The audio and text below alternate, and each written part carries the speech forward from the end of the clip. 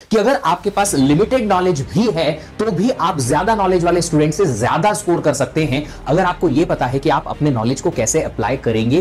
तो आप पहले क्वेश्चन को करेक्टली रीड करके समझो। बहुत सारे बच्चों को क्वेश्चन समझने में ही मुश्किल होती है, तो ये यहां से आसान हो जाएगा स्लोली स्लोली जब आप धीरे धीरे पढ़ेंगे। एक साथ टेस्ट तो लिख दिया, ये सारी चीजें भी कर ली, पर ऑफकोर्स 100% मार्क्स तो आते नहीं है। पर अगर 100% मार्क्स नहीं आते हैं तो फिर जहां मार्क्स कट हो रहे हैं उनको इंप्रूव करना है। क्रिकेट में बहुत सारे ऐसे क्रिकेटर्स हैं, बैटर्स हैं जिनके पास वैरायटी ऑफ शॉट्स कम है, बट फिर भी वो बाकियों के कंपैरिजन में ज्यादा स्कोर कर लेते हैं, ज्यादा रन्स बना लेते हैं। क्यों? क्योंकि वो अपने शॉट्स को इंप्लीमेंट करना जानते हैं कि किस बॉल पे कब कैसे खेले जाए ताकि स्कोर भी बने और मैं आउट भी ना हो पाऊं। ये सबसे बड़ा एग्जाम्पल है और सबसे बड़ा मोटिवेशन है हम जैसे स्टूडेंट्स के लिए जो कि गेट या कोई भी कॉम्पिटिटिव एग्जाम की प्रिपरेशन करता है, कि अगर आपके पास लिमिटेड नॉलेज भी है तो भी आप ज्यादा नॉलेज वाले स्टूडेंट से ज्यादा स्कोर कर सकते हैं अगर आपको यह पता है कि आप अपने नॉलेज को कैसे अप्लाई करेंगे ऑन द मैच डे, जिस दिन आपका गेम है। तो आज इस सेशन में हम बात करने वाले हैं कि कैसे आप अपना गेम डे पे गेम इंप्रूव करेंगे। मतलब कि टेस्ट जिस दिन आप लिखेंगे उस दिन अपने टेस्ट को कैसे अटेम्प्ट करें, कैसे अपने नॉलेज को इंप्लीमेंट करें, और साथ ही साथ जब आप टेस्ट लिखें तो उसमें जो गलतियां करें उसे कैसे एनालाइज करके और कैसे इंप्रूव करें ताकि अगली बार जब आप टेस्ट लिखने जाएं तो बेहतर परफॉर्म करें और ज्यादा स्कोर कर पाएं। नमस्कार दोस्तों, मेरा नाम विश्वदीप है और आपका स्वागत करता हूं पीडब्ल्यू गेट वाला चैनल पे। और इस सेशन में जो हम दो टॉपिक पे सबसे ज्यादा इंपॉर्टेंटली चर्चा करेंगे, पहला टॉपिक है कि टेस्ट को कैसे अटेम्प्ट किया जाए ताकि हम ज्यादा से ज्यादा स्कोर कर पाएं, और दूसरा है अगर टेस्ट लिखा है तो उसके बाद उसकी एनालिसिस कैसे की जाए, क्योंकि टेस्ट लिखना अपने आप में एक मिस्टेक आइडेंटिफायर की तरह होता है शुरुआत में, जहां पे हम ये देखते हैं कि हम कहां कहां गलतियां कर सकते हैं, कर रहे हैं, ताकि उन्हें हम एनालाइज करके इंप्रूव कर पाए day by day, week by week. और जब हमारा फाइनल मैच हो, हमारा वर्ल्ड कप का फाइनल हो, तो हम वहां पे बेहतर से बेहतर परफॉर्म कर पाए और ये सारी गलतियां ना करें जो हमने आइडेंटिफाई करके इंप्रूव कर ली है। चलिए, तो सबसे पहले हम बात करेंगे कि टेस्ट को कैसे अटेम्प्ट किया जाए। फॉर श्योर अगर आप टेस्ट अटेम्प्ट करना सही तरीके से सीख गए तो आपके मार्क्स डेफिनेटली इंप्रूव होंगे फॉर श्योर। तो सबसे पहली चीज तो आप सीक्वेंशियली जाइए। बहुत सारे बच्चे ऐसा करते हैं कि वो पहले पूरा पेपर देखते हैं, क्वेश्चन देखते हैं और फिर जो अच्छा लगता है उसको सॉल्व करते हैं। बेटा, क्वेश्चन देखने में टाइम वेस्ट होगा, तो पहले सीक्वेंशियली जाओ, एक एक क्वेश्चन देखो, अगर बनता है कि हाँ ये सही है, अपने को अटेम्प्ट करना है, कर लो, नहीं तो आगे बढ़ो। ज्यादा टाइम वेस्ट नहीं करना है किसी और दूसरी चीज में। दूसरी चीज है read the question carefully multiple times and then solve. सबसे बड़ी चीज जो स्टूडेंट्स करते हैं वो जल्दबाजी में क्वेश्चन पढ़ना भूल जाते हैं, तो थोड़ा स्लो डाउन करिए। क्वेश्चन जल्दी सॉल्व करने के लिए रीड करना क्वेश्चन को स्लो है। अगर आप जल्दी क्वेश्चन सॉल्व करना चाहते हैं, स्पीड इंक्रीज करना चाहते हैं, तो अपनी स्पीड को हम क्वेश्चन रीडेबिलिटी में इंक्रीज नहीं करेंगे ज्यादा। क्वेश्चन को रीड करने में चाहे आप 3 बार रीड करो, 4 बार रीड करो, पर एक बार अगर क्वेश्चन समझ में आ गया तो उसको एक बार में आप सॉल्व कर सकते हो और क्विकली सॉल्व कर सकते हो, रादर देन क्वेश्चन को आधा अधूरा रीड किया और फिर सॉल्यूशन को निकालने में आप बहुत एक्स्ट्रा टाइम स्पेंड करें। तो थोड़ा स्लो डाउन करिए, एक एक वर्ड, एक एक फ्रेज को समझिए क्वेश्चन के, और जब वो पूरा क्वेश्चन समझ में आ जाए तो फिर उसको सॉल्व करने की कोशिश करिए। ये आपके कम से कम 3 से 4 क्वेश्चंस करेक्ट करवा देगा अगर आपने इतना कर लिया है तो, क्योंकि आधे से ज्यादा बच्चे तो क्वेश्चन पढ़ते ही नहीं हैं। मैंने ऐसे बहुत सारे स्टूडेंट से डायरेक्टली चर्चा की और वो बोलते हैं सर वहां इनकरेक्ट पूछा था, मैंने करेक्ट बता दिया, वहां नॉट इनकरेक्ट मतलब कि ट्रू पूछा था, मैंने फॉल्स बता दिया। ये ऐसी छोटी छोटी गलतियां आपकी सीधी सीधी यहां से सॉल्व हो जाएंगी। तो आप पहले क्वेश्चन को करेक्टली रीड करके समझो। बहुत सारे बच्चों को क्वेश्चन समझने में ही मुश्किल होती है, तो ये यहां से आसान हो जाएगा स्लोली स्लोली जब आप धीरे धीरे पढ़ेंगे, एक एक वर्ड बाय वर्ड समझेंगे कि इस वर्ड का मतलब क्या है, इस फ्रेज का मतलब क्या है, इस स्टेटमेंट का मतलब क्या है। आपको क्वेश्चन पूरा क्लियरली समझ में आ जाएगा और उसको सॉल्व करने में आपको कम टाइम लगेगा। आप ज्यादा क्वेश्चन सॉल्व कर पाएंगे उस लिमिटेड पीरियड ऑफ टाइम में जो आपके टेस्ट का है।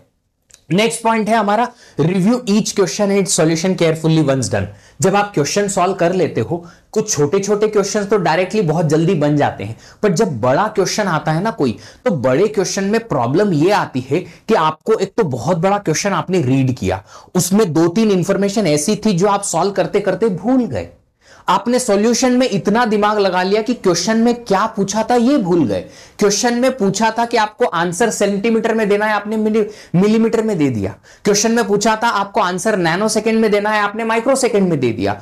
ऐसे बहुत सारी छोटी छोटी गलतियां होती हैं। जब आप क्वेश्चन सॉल्व करने पे अपना कंसंट्रेशन करते हैं, आप भूल जाते हैं कि अच्छा क्वेश्चन में ये पूछा गया था या ये देखा गया था, ये दिया हुआ था कि इस पर्टिकुलर चीज की साइज इतनी थी या इस पर्टिकुलर मेथड के थ्रू हमें सॉल्व करना है। So there are many things जो छूट जाती हैं। तो हम क्या करेंगे, जब क्वेश्चन हमारा बड़ा वाला कोई सॉल्व हो जाएगा, पहले क्वेश्चन को दोबारा देखेंगे कि क्या क्या गिवन है, क्या पूछा गया है, फिर सॉल्यूशन देखेंगे। सॉल्यूशन क्विकली रिव्यू करने में 30 सेकेंड्स लगते हैं। माय एक्सपीरियंस इट इज, मेरा एक्सपीरियंस है जी हां, और मैंने मल्टीपल टाइम्स ऐसा किया है। तो जब हम रिव्यू करते हैं सॉल्यूशन को, तो एक बार में कहीं ना कहीं छोटी छोटी जो गलतियां हैं वो पकड़ में आ जाती हैं। तो सॉल्यूशन को भी रिव्यू करो, देखो कि क्वेश्चन में ये पूछा है, हाँ हमने भी ये आंसर दिया है, यही यूनिट में, हाँ जी यही यूनिट में, अब आगे बढ़ सकते हैं। 30 सेकेंड एक्स्ट्रा जो आपने यहां स्पेंड किया है ना, वो आपके कम से कम 2 से 3 क्वेश्चंस डायरेक्टली करेक्ट करवा देगा। क्योंकि आप बहुत बार ऐसा करेंगे कि क्वेश्चन का सॉल्यूशन में जैसे ही आपका दिमाग घुसेगा, कंसेप्ट में घुसेगा, आप क्वेश्चन की आधी चीजें मिस कर देते हो, याद नहीं रहती हैं। तो ये एक पॉइंट है, आप ट्राई करिए ये और फिर कोशिश करिए, देखिएगा कि ये आपको 2 से 3 क्वेश्चंस डेफिनेटली करेक्ट करवाएगा ऑन द गो। जो आपको पता है कंसेप्ट सही है, बस वो क्वेश्चन की एक छोटी सी चीज मिस होने की वजह से आपने गलती कर दी थी, वो आप लेटर ऑन उसको आराम से रेक्टिफाई कर लोगे।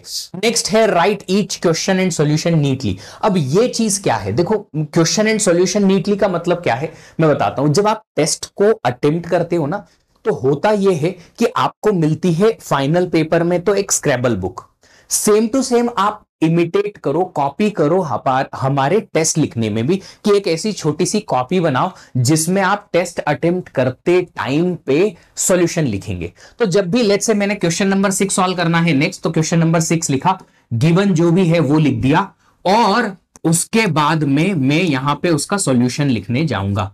तो सॉल्यूशन ऐसे लिखना नहीं है, बट सॉल्यूशन में एक एक कैलकुलेशंस जो हैं वो एक एक कैलकुलेशन बड़े नीटली मुझे अलग लिखनी है। क्वेश्चन नंबर 7 अगर करना है तो इसके ऊपर नहीं करना है, इसके नीचे से करना है। यहां से लोग या बच्चे क्या करते हैं ना कि रफ वर्क में ऐसे सॉल्यूशन में एक के ऊपर एक करते जाते हैं। लेटर ऑन उसे कुछ समझ में आता है कि अरे यार ये क्वेश्चन में मैंने ऐसा सोचा था, अब मुझे चेंज करना पड़ेगा। यहां देखने गए तो किस क्वेश्चन का कैलकुलेशन कहां है, सब मिक्सअप हो गया। रिव्यू नहीं कर पाओगे कि आपने जो सॉल्यूशन किया था वो सही है या नहीं है। तो रिव्यू करने के लिए थोड़ा नीटली लिख लो। ऑफ कोर्स आपको धीरे धीरे करके आदत हो जाएगी कि गिवन चीज को मिनिमम टाइम में कैसे लिखा जाए। अब ये वर्ड लिखना थोड़ी है कि given that etcetera etcetera, directly लिखो। लेट्स से गिवन है आपके पास कि एक सीपीयू है, सीपीयू की क्लॉक रेट है 5 गीगाहर्ट्ज, तो आप सीधे सीधे लिखो क्लॉक रेट 5 गीगाहर्ट्ज। ऐसे करके आप लिख सकते हैं कुछ स्पेसिफिक क्विक वे में। तो जो भी आपके क्वेश्चंस हैं आप सॉल्व करोगे प्रैक्टिस करते टाइम, टेस्ट में लिखोगे, तो आप दोनों टाइम ऐसा करो कि आपका जो सॉल्यूशन है ये नीटली लिखो, ताकि लेटर ऑन अगर इसके रेफरेंस की जरूरत पड़े तो हमारे पास ये क्लियरली देखने को मिल जाए और हम इसे रिव्यू कर पाए अच्छे से। ये आपको बाद में रिव्यू करने में बहुत हेल्प करेगा। नेक्स्ट है आपके पास, if any question is out of your knowledge domain then leave immediately. बहुत सारे बच्चे ऐसा करते हैं कि कोई क्वेश्चन अगर आता है और वो क्वेश्चन उनके पढ़े हुए टॉपिक से नहीं है, बस धुंधला धुंधला याद है, कहीं ऊपर ऊपर से कोई टॉपिक पढ़ा है या सब्जेक्ट पढ़ा है, तो उस क्वेश्चन को सॉल्व करने की उस वक्त अटेम्प्ट करते हैं। क्यों? ईगो, कि ये क्वेश्चन सॉल्व कर लिया 2 मार्क और एक्स्ट्रा मिल जाएंगे, चलो ट्राई करते हैं। ये ट्राई अभी नहीं करना है। ये ट्राई अगर करना भी है तो हम सारे क्वेश्चंस देखने के बाद करेंगे। हम एक सिंपल सी मेथड लगाएंगे, जो पहले हो जाएगा उसको पहले कर लेंगे, जो पहले हो जाएगा उसको पहले कर लेंगे, जिससे कि हम संतुष्ट रहें, कॉन्फिडेंट रहें और वो पैनिक वाली सिचुएशन क्रिएट ना करें कि हमारे पास कुछ क्वेश्चन ऐसे छूट गए जो कर सकते थे पर टाइम क्रंच हो गया। ऐसा सिचुएशन हमें क्रिएट ही नहीं करना है। तो हम जब भी टेस्ट अटेम्प्ट करेंगे, क्वेश्चन देखेंगे, लगेगा कि यार ये वाला क्वेश्चन तो हमारे नॉलेज डोमेन के बाहर है, तो उसको छोड़ के और आगे बढ़ जाएंगे तुरंत, ताकि हम उस पर टाइम वेस्ट ही ना करें।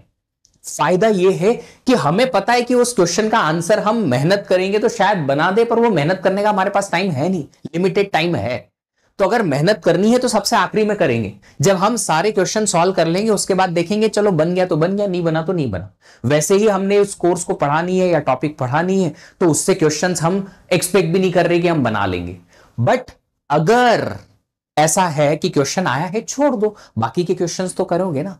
गेट एग्जाम में आपको 70 या 80 जितना भी आपकी ब्रांच के अकॉर्डिंग टॉपर में लाने के लिए मार्क्स चाहिए उतने हैं, तो आपके पास फिर भी कम से कम 20 से 30 मार्क्स का मार्जिन होता है कि आप अगर वहां स्कोर ना भी करो तो चल जाएगा, राइट। तो अगर आपके पास फाइनल पेपर में भी ऐसा होता है कि 2-4 क्वेश्चन आपके छूट रहे हैं या नहीं बन पा रहे हैं, तो उतना पैनिक होने की जरूरत नहीं है। बाकी के क्वेश्चंस जो बन पा रहे हैं उन पे कंसंट्रेट करो, क्योंकि जो छूट रहा है उससे अगर मार्क्स नहीं भी आ रहे हैं इट्स ओके, जिनसे अगर क्वेश्चन बना के और मार्क्स स्कोर कर पाएंगे हम, वहां से 70-80 मार्क्स ला पाएंगे स्टिल।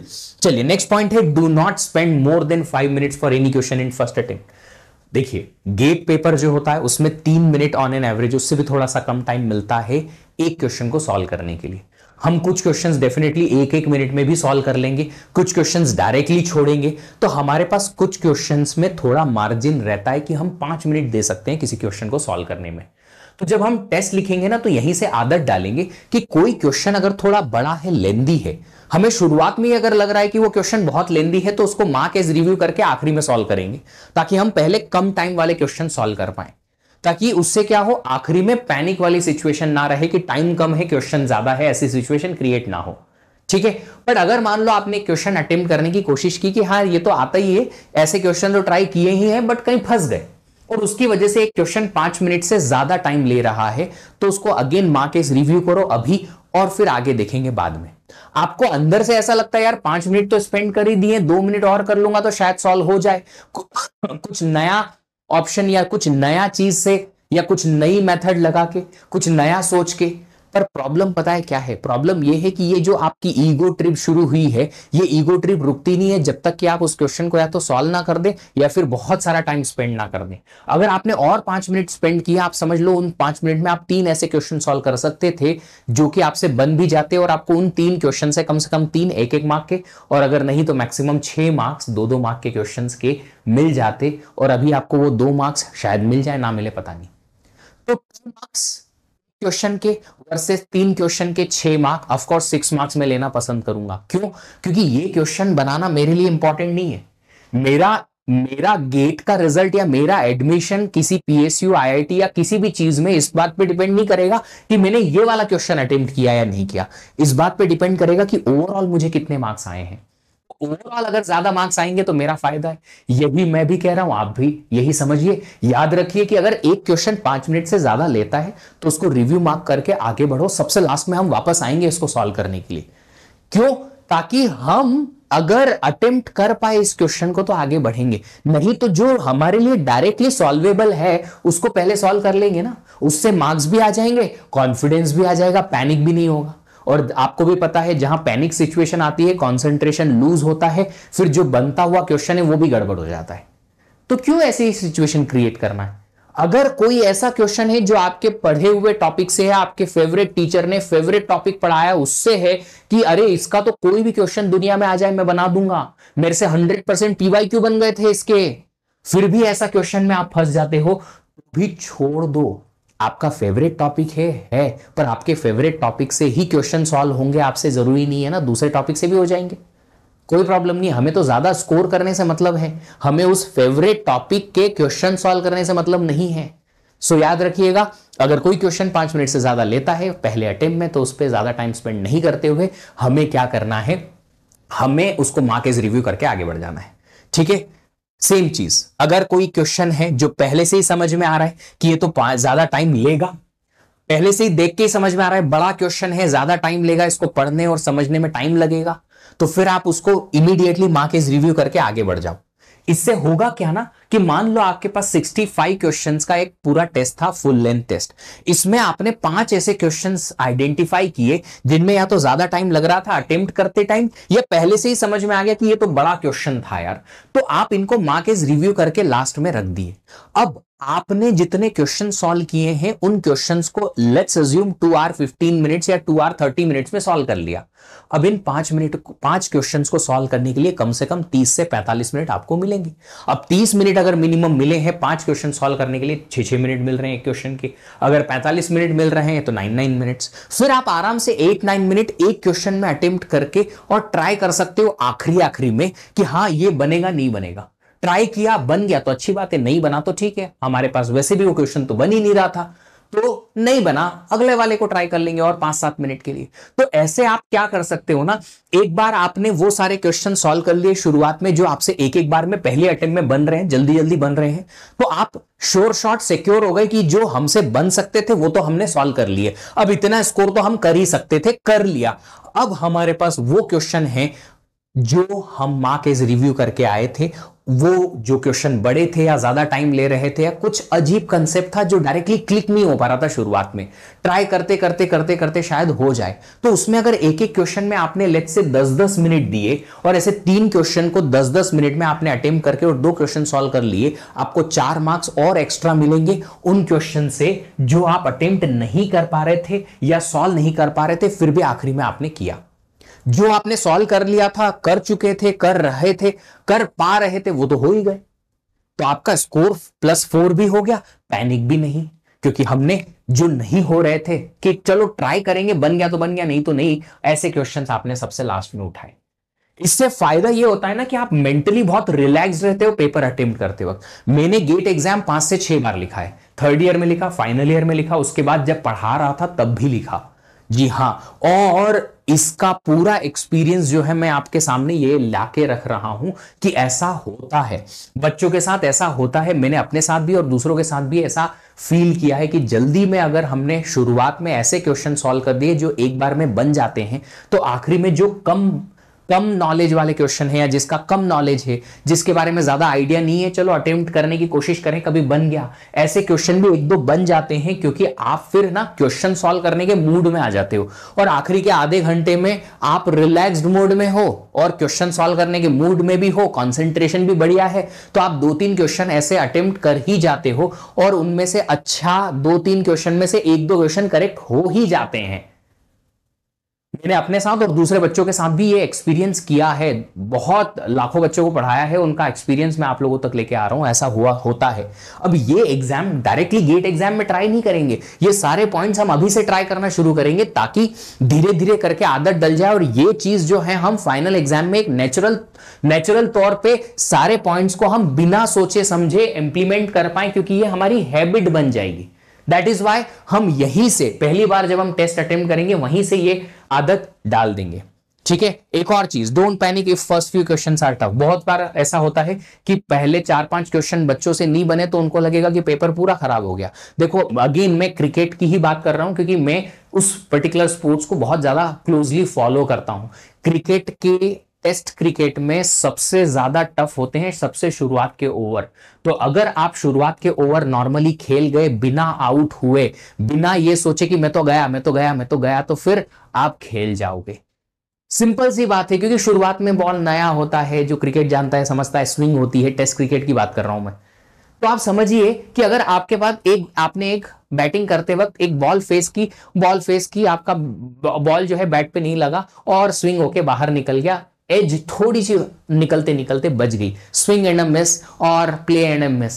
अब आप समझिए इस सिचुएशन को कि क्या आउट हो गए? नहीं, पर दिमाग में अगर मेंटली आपने सोच लिया कि अगली बॉल पे तो पक्का मैं आउट हो गया, तो तुम आउट हो ही जाओगे।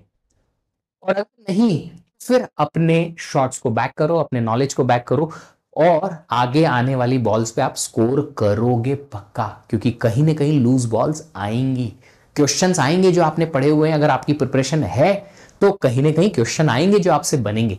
तो अगर शुरुआत के कुछ क्वेश्चंस नहीं बनते हैं, ऐसे टॉपिक से आ जाते हैं जो आपके अनटच्ड हैं या फिर टफ है, तो उसकी इतने चिंता करना मत। धीरे धीरे करके क्वेश्चन ऐसे आएंगे टेस्ट में भी और फाइनल पेपर में भी, जहां पे आप क्वेश्चन अटेम्प्ट कर पाओगे और स्कोर भी कर पाओगे आसानी से। चलिए, तो ये तो थी बात कि अटेम्प्ट कैसे करें और अपने आप को कूल रखने के लिए इस सिचुएशन को ध्यान रखें। कोई बात नहीं, शुरुआत में अगर टफ क्वेश्चंस आए हैं, आगे वो भी आएंगे जो हमसे बनेंगे, so don't worry about it. पहले मेंटली हार मान लोगे तो फिर गड़बड़ हो जाएगी, फिर आप पक्का आउट हो जाओगे।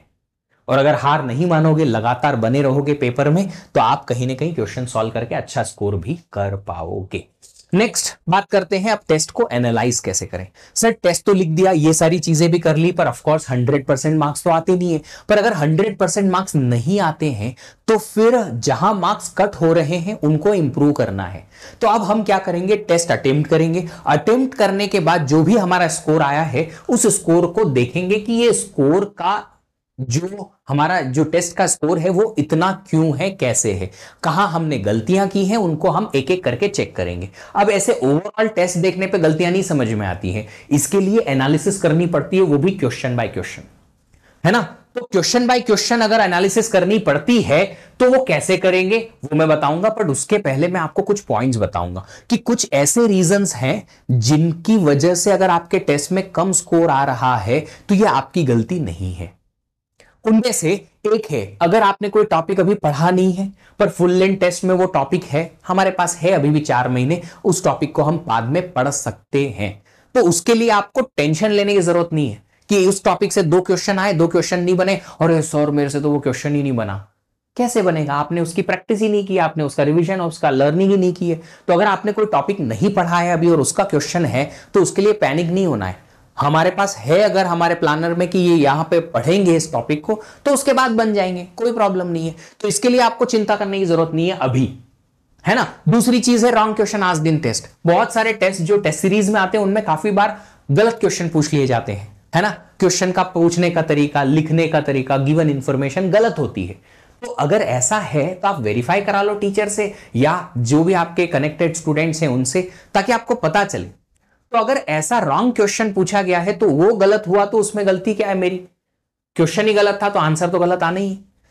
आउट ऑफ सिलेबस क्वेश्चन, बहुत बार आउट ऑफ सिलेबस क्वेश्चंस भी पूछे जाते हैं टेस्ट सीरीज को टफ बनाने के लिए।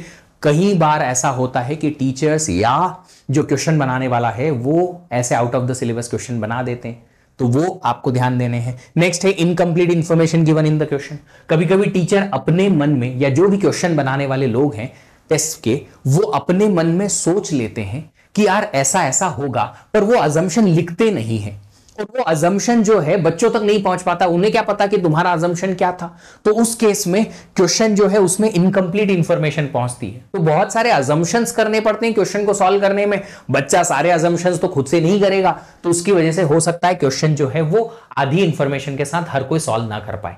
तो ये चीज भी आपको ध्यान देनी पड़ेगी हमारे जनरल टेस्ट में। ये गेट एग्जाम में नहीं होता, ये खाली हमारे टेस्ट सीरीज में होता है। तो ये भी आप ध्यान रखिए, अगर ऐसा होता है तो आपकी गलती नहीं है, ये क्वेश्चंस को आप इग्नोर कर सकते हो, ठीक है। अब बात आती है कि इनमें अगर ऐसा होता है इन अ टेस्ट, ये सारी कैटेगरी में आउट ऑफ 30 अगर आपके पास ऐसे 6 मार्क्स जो हैं इस कैटेगरी में चले गए, 30 मार्क का मान लो टेस्ट था, मान लो 100 मार्क का था, आउट ऑफ 100 मार्क्स ऐसे 10 मार्क्स चले गए किस चीज में, इस कैटेगरी में कि रॉन्ग क्वेश्चन थे, आउट ऑफ सिलेबस क्वेश्चन थे, इनकम्प्लीट इंफॉर्मेशन थी, ऑप्शन गलत था, या आंसर सही आ रहा है, उन्होंने सॉल्यूशन में भी सही दिया पर की एंटर गलत कर दी। बहुत सारी ऐसी प्रॉब्लम उनकी तरफ से, मतलब टेस्ट जो कंडक्ट करा रहे हैं उनकी तरफ से ऐसी होती है। तो आप अपने आप को जज करेंगे, जो भी आपका स्कोर्ड मार्क्स है वो आउट ऑफ 90, और देखेंगे कि आपको कितना परसेंटेज क्वेश्चन बन पा रहे हैं। तो आपको थोड़ा सा कॉन्फिडेंस आएगा कि देखो यार गलत क्वेश्चंस थे उनको हटाओ पहले, क्योंकि ये तो बन जाते अगर सही क्वेश्चन होता तो, पर गलत क्वेश्चन थे इसलिए हमसे नहीं बना। तो हमारा जो स्कोर है, लेट्स से अगर आपके 60 मार्क्स आए हैं तो आपको 60 आउट ऑफ 100 नहीं आए हैं, आपको 60 आउट ऑफ 90 आए हैं, which is better than 60 out of 100। वो 10 मार्क के क्वेश्चन अगर सही दे रखे होते सिलेबस से तो हम अटेम्प्ट करते ना, उसमें से 2-4 क्वेश्चन तो आते, 2-4 मार्क्स तो एक्स्ट्रा आते, 60 की जगह 65 होते, डेफिनेटली होते। सो ये चीज आपको थोड़ी सी समझनी पड़ेगी कि अगर ऐसी कोई सिचुएशन आती है तो आप उसको हटा दो क्वेश्चन को, ताकि अपने स्कोर्ड मार्क्स जो हैं आपको याद रहे कि इतने परसेंटेज मुझे स्कोर हो रहा है। अब बात करते हैं प्रॉब्लम्स ड्यूरिंग टेस्ट। प्रॉब्लम्स क्या क्या है जो टेस्ट के दौरान आपको फील होगी कि क्वेश्चन क्यों नहीं बन रहे हैं। तो जब आप एक एक क्वेश्चन को एनालाइज करोगे वन बाय वन, तो आपको देखने को मिलेगा कि आप कोई टॉपिक याद नहीं रख पा रहे हो सकता है आपको वो टॉपिक याद नहीं था इसलिए क्वेश्चन नहीं बना। दूसरा है, हो सकता है किसी स्पेसिफिक क्वेश्चन की अप्रोच समझ नहीं आ रही कि इसको अटेम्प्ट कैसे करें। आपको नॉलेज पूरा है, कोई पूछेगा आप पढ़ा दोगे पूरा, पर उस स्पेसिफिक क्वेश्चन की अप्रोच नहीं बन पा रही है। नेक्स्ट है सिली मिस्टेक कर दी, could not solve all the questions in test. अब देखो ये वाली जो पहली चीज है इसको सॉल्व करने का सिंपल सा तरीका है रिवीजन। अगर आपको सारी चीजें याद नहीं रह रही हैं टेस्ट के दौरान, तो इसका मतलब है कि आपने अच्छे से रिवीजन नहीं किए हैं। आपको रिवीजन करने की जरूरत है ज्यादा, अच्छे से कंसंट्रेशन के साथ, फोकस के साथ। दूसरी चीज है, अगर अप्रोच समझ में नहीं आ रही है क्वेश्चंस की, मतलब प्रैक्टिस की जरूरत है। प्रैक्टिस से आपको हर वैरायटी के क्वेश्चन सॉल्व करने की आदत हो जाएगी। फिर कोई भी क्वेश्चन आएगा एग्जाम में, टेस्ट में, गेट में, तो आपको पता रहेगा कि इसको कैसे अटेम्प्ट किया जाता है, इसकी इंफॉर्मेशन को कैसे यूज किया जाता है, क्योंकि आपने इनफ प्रैक्टिस की हुई है। सिली मिस्टेक करते हैं तो सिली मिस्टेक के लिए एक सिंपल सी चीज जो मैंने आपको की है वो है रिव्यू। जब आप क्वेश्चन सॉल्व कर लो उसका रिव्यू करो, सिली मिस्टेक्स आधी से ज्यादा सॉल्व हो जाएंगे। Could not solve all the questions in test, इसका मतलब स्पीड का दिक्कत है भैया। और ये स्पीड का दिक्कत जो है उसको सॉल्व करने के ये दोनों तरीके हैं, एक तो है रिवीजन और एक है प्रैक्टिस। अगर आप रिवीजन करेंगे टॉपिक आपको तुरंत याद रहेंगे। आपको क्वेश्चन को सॉल्व करते वक्त थोड़ा सा दिमाग लगा के क्या था क्या था क्या था क्या था, वो टाइम वेस्ट करने की जरूरत नहीं पड़ेगी। प्रैक्टिस अगर आपकी है तो आप एक बार में इस क्वेश्चन की इंफॉर्मेशन को ये निकालेंगे, इससे ये निकाल देंगे और इन दोनों से फिर हमारा फाइनल आंसर आ जाएगा। ये तुरंत अटेम्प्ट कर पाओगे कैसे? अगर आपको प्रैक्टिस है तो, वरना आप यहां से ये निकालोगे, ये निकालोगे, ये निकालोगे, ये निकालोगे, ये निकालोगे, फिर यहां से ये, यहां से ये, और ऐसे करके आप एक पर्टिकुलर आंसर पे पहुंचोगे, उसमें टाइम लगेगा। मल्टीपल तरीके से सॉल्व करोगे, मल्टीपल चीजें करोगे, एक ही पर्टिकुलर गिवन इंफॉर्मेशन के साथ खेलते रहोगे तो टाइम ज्यादा लगेगा ऑफ कोर्स। तो उस केस में आप अगर प्रैक्टिस करोगे तो आपकी जो क्वेश्चन सॉल्व करने की एबिलिटी है वो कहीं ना कहीं इंक्रीज होगी, स्पीड अप होगी। एक और चीज है यहां पे, वो ये है कि अगर सारे क्वेश्चन आप सॉल्व नहीं कर पा रहे हो, इसका एक बड़ा रीजन और है कि आप पहले बड़े बड़े क्वेश्चंस को सॉल्व करना स्टार्ट कर देते हो जिनमें ज्यादा टाइम लग रहा है और उसमें ज्यादा टाइम वेस्ट भी कर देते हो।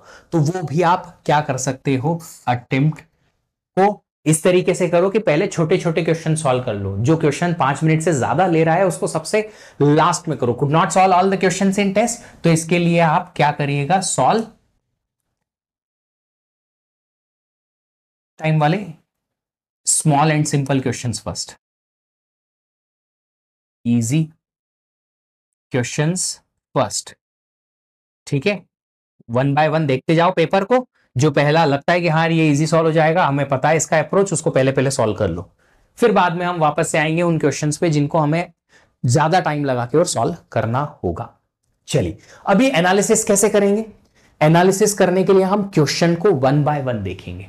पहला क्वेश्चन देखा, फिर देखा कि ये बना कि नहीं बना। बना, इसमें अप्रोच जो लगाई सही थी हमारी, जी। आंसर भी सही आया, जी। इसमें टाइम भी बराबर लग गया, कम ही लगा, बराबर तो बढ़िया आ गया। अगर टाइम ज्यादा लगा, हमें पता था क्वेश्चन तो भी ज्यादा टाइम लगा, तो उसको लिख लो कि यार इसकी और प्रैक्टिस करेंगे ताकि कम टाइम में हो जाए। तो वो टॉपिक, जिस टॉपिक से वो क्वेश्चन आया है वो टॉपिक अलग से मार्क डाउन कर लो कि यार ये टॉपिक को हमें थोड़ी और प्रैक्टिस करनी है, इसमें टाइम रिडक्शन की जरूरत है इस टाइप के क्वेश्चंस के लिए। ठीक है, तो अगर कोई क्वेश्चन नहीं बना तो फिर हम देखेंगे कि ये क्वेश्चन क्यों नहीं बना। क्वेश्चन क्यों नहीं बना इसका रीजन आपको ढूंढना है और आप ही ढूंढ सकते हो, कोई और नहीं ढूंढ सकता। मेरे पास बच्चे बहुत सारे आते हैं और बोलते हैं सर टेस्ट में मार्क्स नहीं आ रहे। अब अगर टेस्ट में मार्क्स नहीं आ रहे हैं तो ये तुम ज्यादा अच्छे से एनालाइज कर पाओगे मेरे कंपैरिजन में कि क्यों नहीं आ रहे। टेस्ट में मार्क्स इसीलिए नहीं आ रहे ना क्योंकि तुमसे क्वेश्चन नहीं बन रहे। अब क्वेश्चन नहीं बनते तो तुमको देखना पड़ेगा ना एक एक क्वेश्चन देख के कि ये क्यों नहीं बना, ये क्यों नहीं बना, ये क्यों नहीं बना। हर एक टाइप का क्वेश्चन का नहीं बनने का रीजन अलग होता है। कॉमनली एक सिंगल रीजन हो नहीं सकता। तो हर एक रीजन को आपको आइडेंटिफाई करना है खुद से, क्योंकि आप ही को पता है आपने क्या पढ़ा है, आपको कितना याद है, कितना पता है, क्या क्या पढ़ना बाकी है। आप ही को पता है कि आपने क्या और कैसे क्वेश्चन को अटेम्प्ट किया है। तो आप ही एनालाइज करके और समझ सकते हो कि ये क्वेश्चन क्यों नहीं बना। कोई और मदद नहीं कर सकता। चाहे वो आपके साथ दिन भर भी बैठा हुआ है तो भी मदद नहीं कर सकता, क्योंकि उसको नहीं पता है कि आपकी मेमोरी में क्या सेव हुआ और क्या नहीं सेव हुआ। राइट? तो सबसे इंपॉर्टेंट चीज, आप ही को ये 1 बाय 1 क्वेश्चन एनालिसिस करना है, और हर एक क्वेश्चन का रीजन अलग होगा कि ये क्यों नहीं बना, उस रीजन को आपको फाइंड आउट करना है। Why you could not solve the question, ये रीजन फाइंड आउट करो। अब फिर लिस्ट बनाओ कि अगर एक क्वेश्चन आपसे नहीं बना, और ये इसलिए नहीं बना क्योंकि हम टॉपिक भूल गए थे, कंसेप्ट याद नहीं आया टाइम पे कि ऐसा होता है, या कोई फॉर्मूला भूल गए, या एक थ्योरम भूल गए लगाना, तो फिर इसका मतलब है कि रिवीजन की जरूरत है उस टॉपिक की। तो उस टॉपिक को एक वीक लिस्ट की लिस्ट में ऐड कर दो कि यहां पे ये वाले टॉपिक को हमें रिवीजन करना है। जब भी हम रिवीजन करेंगे इसको थोड़ा ज्यादा फोकस के साथ रिवीजन कर लेंगे, क्योंकि यहां से हमसे क्वेश्चन नहीं बना था। अगर कोई क्वेश्चन का आपको कंसेप्ट पता था, याद है, फिर भी नहीं बना क्योंकि अप्रोच नहीं बन पा रही थी, मतलब कि उसके लिए आपको प्रैक्टिस की जरूरत है। प्रैक्टिस की जरूरत है, जी हां। तो फिर आपको प्रैक्टिस की अगर जरूरत है तो एक सिंपल सी चीज करनी है, उसकी एक अलग लिस्ट बनाओ कि ऐसे कौन से टॉपिक हैं जिनको आप अच्छे से याद रखे और दिमाग में रख के गए पेपर में, फिर भी बिना प्रैक्टिस या कम प्रैक्टिस की वजह से आपसे क्वेश्चन नहीं बना। तो वो सारी लिस्ट एक एक करके निकालेंगे। यहां क्वेश्चन में हम देखेंगे कि ये क्वेश्चन इसलिए नहीं बना क्योंकि इसकी प्रैक्टिस की कमी थी, तो उस टॉपिक को हम लिख लिया कि यार इसकी और प्रैक्टिस कर लेंगे अगले इटरेशन में। ठीक है? अब तुरंत करने नहीं बैठना है, रिवीजन और प्रैक्टिस तुरंत करने नहीं बैठना है कि ये नहीं बना तो ये इसका रिवीजन अभी कर लो, नहीं। रिवीजन और प्रैक्टिस का एक बड़ा स्ट्रक्चर्ड तरीका होता है, जो मैंने डिटेल में रिवीजन स्ट्रैटेजी में बताया था। आप देखिएगा वीडियो। अगर सिलेबस ओवर हो गया है तो आप क्या करें, इंग्लिश में है, syllabus is over now what to do, ऐसा करके वीडियो है, मैंने ही बनाया है, आपको चैनल पे ही मिल जाएगा। उसमें मैंने डिटेल में बताया है कि आप कोर्स बाय कोर्स एक कोर्स को रिवाइज करो पूरा, फिर उसकी प्रैक्टिस करो जो भी क्वेश्चंस आपके पास हैं, और फिर उसके टेस्ट लिखो। टेस्ट लिखने के बाद जो ऐसी लिस्ट बनेगी, इस लिस्ट को अभी रख लो।